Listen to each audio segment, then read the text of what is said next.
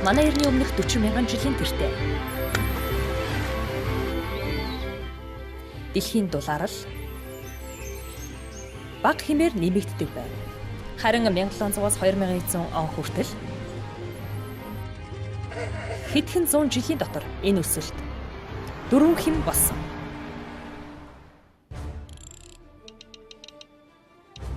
Бага том асуудал. 2100 оны таамаглалаар олон тооны хүчтэй ширүүн шурга, ойн түмэр,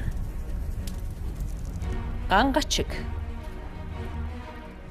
илүү их өсвөл,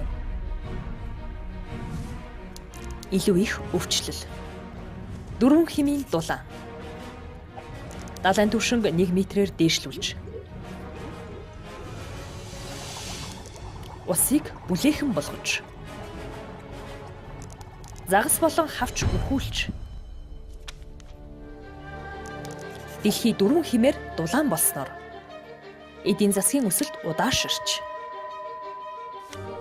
ургацын хэмжээ буурч, ой шугай устж, далайн эрэг болон хотууд үерт давтаж, бид бүхэнд таагүй мэдээ сонсогдож, хамгийн их хохирлыг ядуучууд амсан.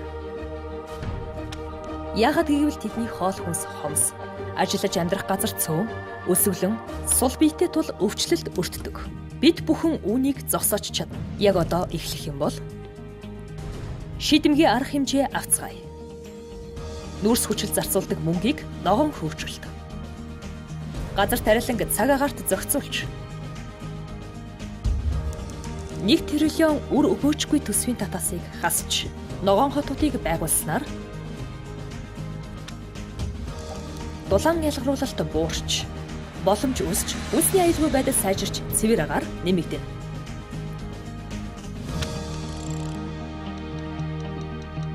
Одоо дулаарлыг бууруулах цаг болсон.